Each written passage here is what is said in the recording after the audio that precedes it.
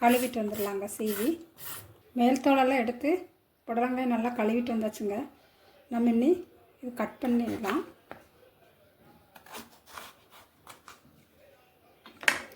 இது உள்ளே இருக்கிற விதையெல்லாம் எடுத்துடலாம்.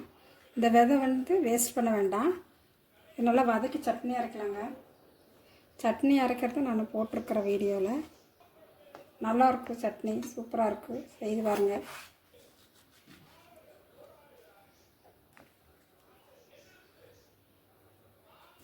எடுத்துகிட்டு சின்ன சின்னதாக கட் பண்ணிக்கலாம்.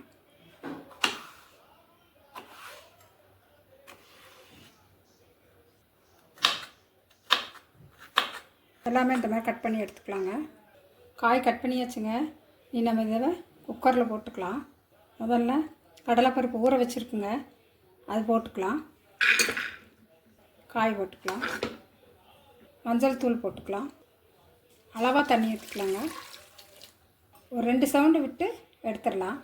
காய் குக்கரில் வேகிறதுக்குள்ள நம்ம தேங்காய் அரைச்சிட்டு வந்துடலாங்க. தேங்காய் கொஞ்சம் போட்டுக்கலாம்.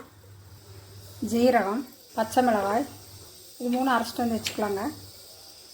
குக்கரில் 2 சவுண்டு விட்டு காய் இறக்கியாச்சுங்க. காய் வைத்திங்களா பாகமாக வெந்திருக்கு, பருப்பு வெந்துருச்சு. இன்னும் தேங்காய் அரைச்சிட்டு வந்ததை போட்டுக்கலாம். தேங்காய் ஊற்றிக்கலாம். கழுவின தண்ணி ஊற்றிக்கலாம். நல்லா கலந்து அளவாக தண்ணி இருக்குதுங்க. ஒரு கொதி வரட்டு இதுக்கு ஒரு தாளிப்பு கொடுத்துக்கலாம். உப்பு போட்டுக்கலாங்க. கூட்டுக்கு ஒரு தாளிப்பு கொடுத்துடலாங்க. கடாயை வச்சாச்சு. தேங்காய் எண்ணெய் ஊற்றிக்கலாங்க. தேங்காய் எண்ணெய் தான் ரொம்ப டேஸ்ட்டாக இருக்குது. கூட்டுக்கு, அவியல் எல்லாமே நம்ம தேங்காய் எண்ணெய் ஊற்றிக்கணும். கடுகு, உளுந்தம்பருப்பு போட்டுக்கலாங்க. 2 வரமிளகாய், கருவேப்பிலை, பெருங்காயத்தூள் கொட்டிக்கலாங்க.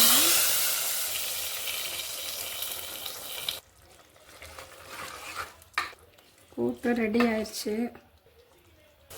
கூட்டுக்கு தேவையான சின்ன வெங்காயங்க தேங்காய் எண்ணெயில் வதக்கியிருக்கிறேன், அது போட்டுக்கலாம். கலந்து விட்டுடலாம். சின்ன வெங்காயம் நல்லா ருசியாக இருக்குங்க கூட்டுக்கு சேர்த்துறப்போ. மல்லி இலை தூவியில் இறக்கிடலாங்க. புடலங்காய் கூட்டு ரெடி ஆயிடுச்சுங்க. ரொம்ப நல்லதுங்க. கொடி காய்கள்லாம் பீர்க்கங்காய், புடலங்காய், பூசணிக்காய் இதெல்லாமே சுரக்காய் எல்லாம் நீர்ச்சத்து, நார்ச்சத்து எல்லாம் உள்ளது. அதனால் இது நம்ம வாரத்தில் ஒரு தடவை வாங்கி சாம்பார் வைக்கலாம், புடலங்காய் கூட்டு வைக்கலாம், சில்லி போடலாம். எல்லாமே நல்லா இருக்குங்க. சில்லி போட்டு காமிச்சிருக்கேங்க முதல் வீடியோவில். இந்த கூட்டு ரொம்ப நல்லாயிருக்கு. செய்து பார்த்துட்டு இந்த வீடியோ பிடிச்சிருந்தா ஜோதிஸ் கிச்சனுக்கு லைக் பண்ணுங்கள், சப்ஸ்கிரைப் பண்ணுங்கள். மறக்காமல் சப்ஸ்கிரைப் பண்ணுங்கள். தேங்க்யூ.